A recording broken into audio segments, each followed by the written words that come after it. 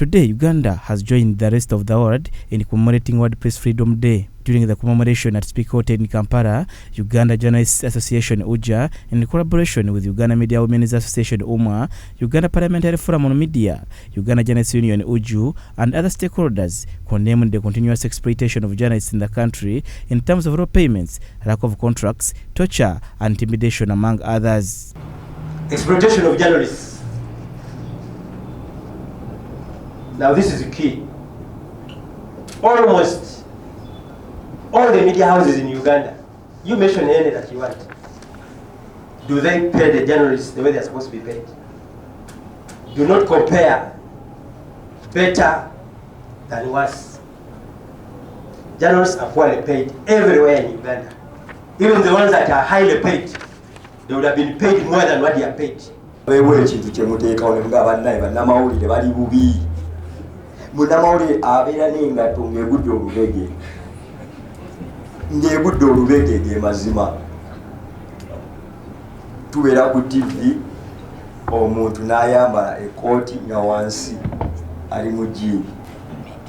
Ekituleese wano olwaleero is to remind ourselves bye tulina okukola nga ffe bannamawulire. Ffe eddoboozi wakitwogerera bababoodabooda nga ffe tukyakweyogerera. Stephen Ouma Bwire, the Secretary General of Uganda Journalists Union, expressed worry about journalists not prioritizing issues that directly affect them, while they are quick to amplify issues for others. You do not amplify issues that concern journalists. You shy away. You can write about doctors striking, nurses striking, factory workers, in coffee, in tea. When it comes to journalists, you shy away. Why? Why? Because there are members here who have voluntarily made us access their work permit, work contracts, in view of reviewing them and seeing where the loopholes are. And actually we have found the loopholes there, and we have been able to take the employer to task. Woman Member of Parliament Kalangala District, who doubles as the Shadow Minister for Information, Helen Nachimuri, says that Uganda remains among the many countries that are unsafe for journalists to carry out their profession in the whole world. We work under challenging situations. Many have been mentioned by the pre-current speakers, and some of them have not been addressed. Actually, most of them have not been addressed. Most of you look at us as your saviors. But we, the saviors, are also looking at somebody else to be the saviors.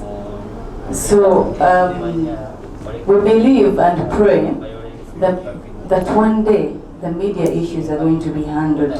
The journalist issues are going to be handled, because you guys are the fourth estate. Without you, the country does not move, development does not move. In the World Press Freedom, Uganda today ranks 133rd as of 2023, rendering it an unsafe place to practice a journalist. For a journalist to practice what they're supposed to do or what they learned at school. We have registered so many cases of journalists being attacked on duty by security forces. We all know the security forces I'm talking about. We've been harassed, threatened, you've been assaulted, exiled, jailed, and some killed on front line of their mandate. Mathias Rukundo, the president of Uganda Journalists Association UJA, called upon Parliament to create a media fund to cover the needs of journalists through the associations across the country, and also members of Parliament allow journalists to work independently. In response, Honorable Nachimuri promised to move a motion in Parliament for the creation of a media fund. Tubeere fund ey'abamawulire kuba mmanyi nti obusobozi Parliament ebuyina obuyisa fund eyo. Kubanga tulina ebintu ebyafa nga tebikyakola naye nga gye biri mu biwandiiko. Media Council. How can we be here without Media Council? When you read the Press and Journalism Act, it will tell you on the face of it, it's a beautiful thing. Buuza, how far and how much have we, the people meant to benefit, have benefited? How much of impact is it to the community called journalists? We are going to work on it. At least we get a motion for a resolution of Parliament to at least give the Media Fund.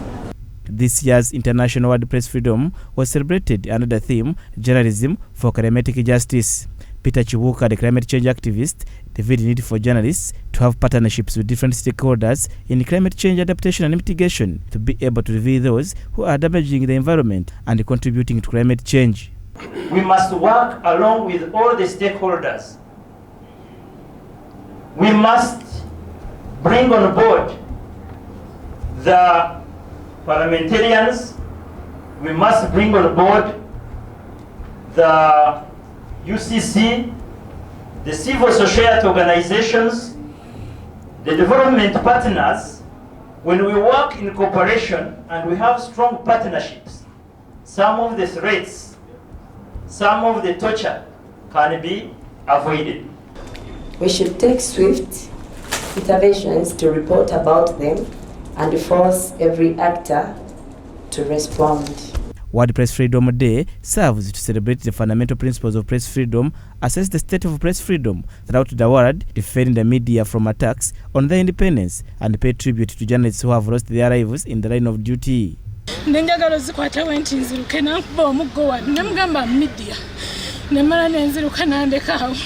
Julius Momuza, Church of Uganda Family TV, News at 8.